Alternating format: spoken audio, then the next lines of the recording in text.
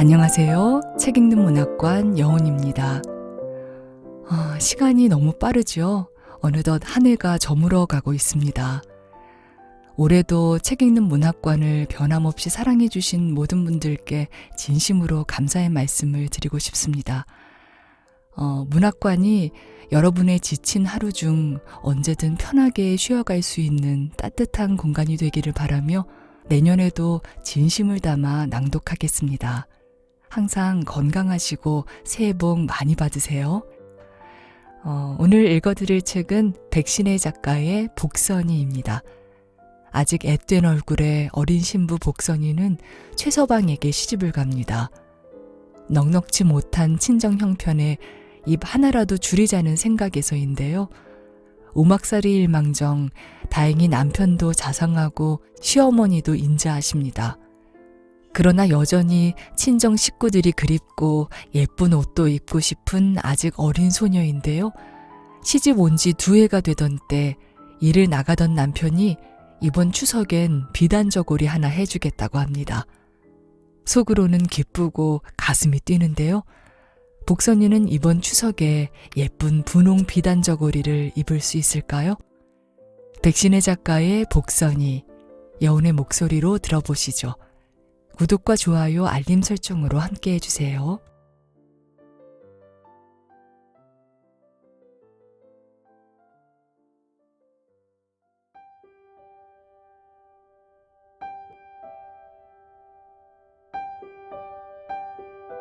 복선이, 백신혜.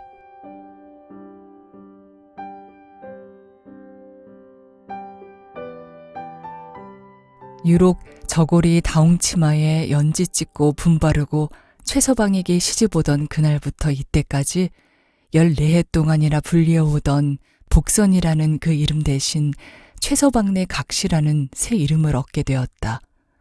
울타리 밑에서 동리 아기들 소꿉놀이에 서투른 어린 솜씨로 만든 풀각시 같은 복선이다. 가름한 얼굴이라든지 호리호리한 몸 맵시며 동글동글한 눈동자, 소복한 코 끝이며 다문다문이 꼭꼭 박힌 이빨 모두가 어느 편으로 보아도 소꿉놀이에 나오는 각시 그대로였다. 지금은 최서방네 각시인 복선의 맞되는 복년이도 14살 되는 가을에 남의 집에 머슴살이하는 김도령에게 시집을 갔다가 불행히도 사들사들 마르기 시작하더니 단 1년도 못 되어 애처롭게 죽고 말았었다. 그러므로 그들의 부모는 복선이도 일찍 시집을 보냈다가 복년이처럼 죽게 될까 하여 많이 키워가지고 성내에 조금 맑은 사람에게 시집을 보내려고 생각하였으나 한 탯줄에 5이나 딸을 낳은 그의 부모라 조금 그럼직한 혼인말이 나면 두 귀가 번쩍 열리어지지 않을 수 없었다. 최서방에게도 그의 부모는 반기듯이 응하여 단 한 말에 시집을 보내고 말았던 것이다. 최서방은 전에 철로 공부 노릇도 해왔고 지금은 품팔이 일꾼이라 머리도 깎았고 일하러 나갈 때는 누런 골덴 바지도 입고 직가다비도 신고 하니 큰딸의 남편 김도령보다는 겉만이라도 나을 뿐 아니라 얼굴도 미끈한 데다가 큰딸의 시집과 같이 층층 시아가 아니라 단 하나 시어머니뿐인 단출한 식구였으므로 시집을 보내면 좀 편하리 한 것이다. 그러나 이보다도 더 딱한 사정이 있었다.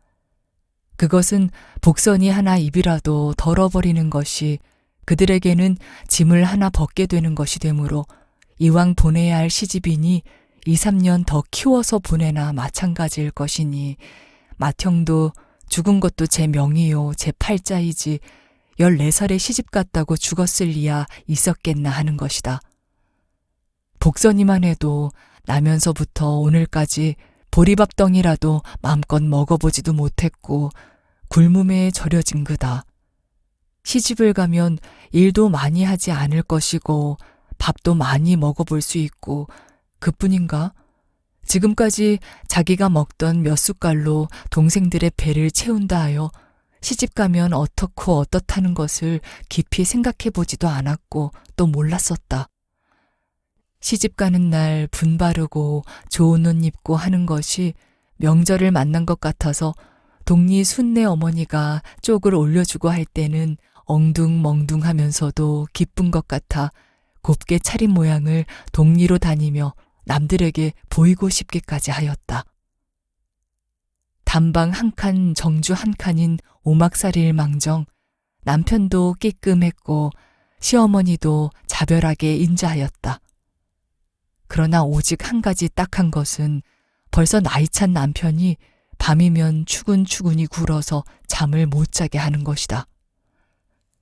일은 비록 고달프고 배는 항상 굶주려도 저녁 먹고 등잔불 끄고 동생들과 같이 옹개종개 누워 자던 옛날이 그리웠다. 어떤 날 밤은 참다 못하여 휴휴 흐느껴 울어버리기도 하였다. 그러다가도 꿀꺽 울음소리를 삼키고 두 팔만을 시어머니 곁으로 파고들듯 잠이 들기도 하였다.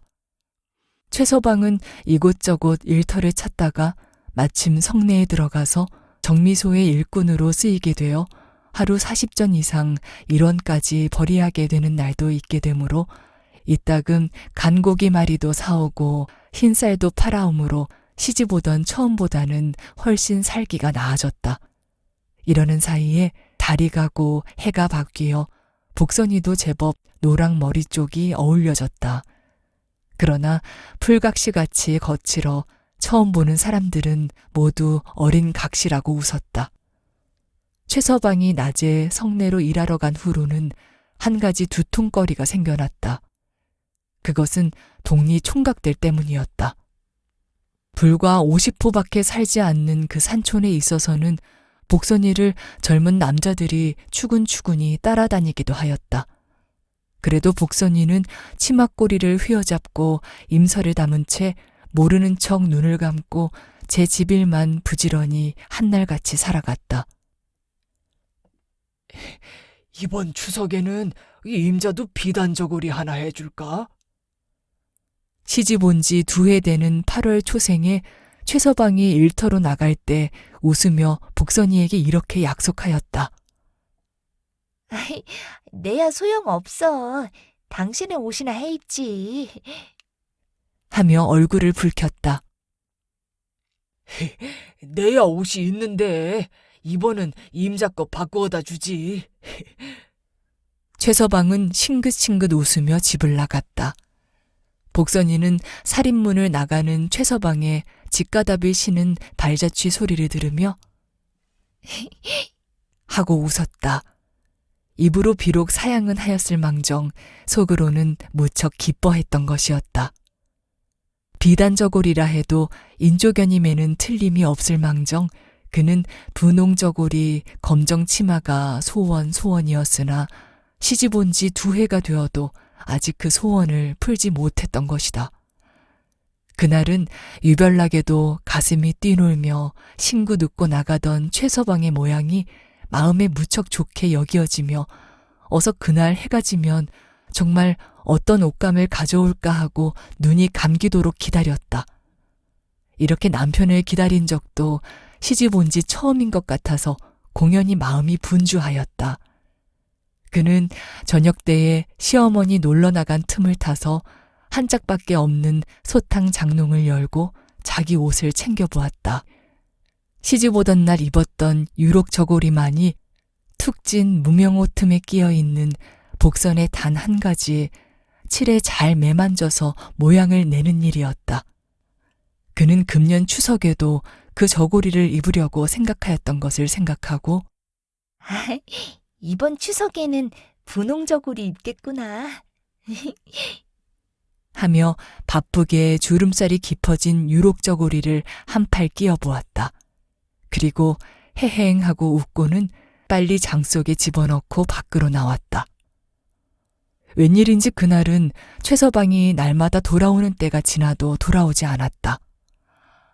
아유, 오늘은 일을 마치고 옷감을 바꾸느라고 늦게 되는가 보다.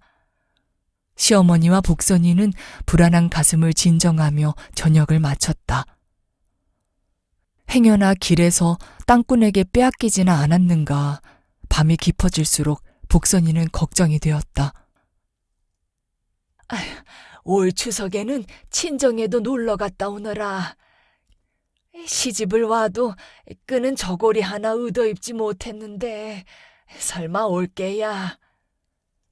시어머니가 채 입을 닫기 전에 갑자기 문전이 요란해졌다. 거 누군가?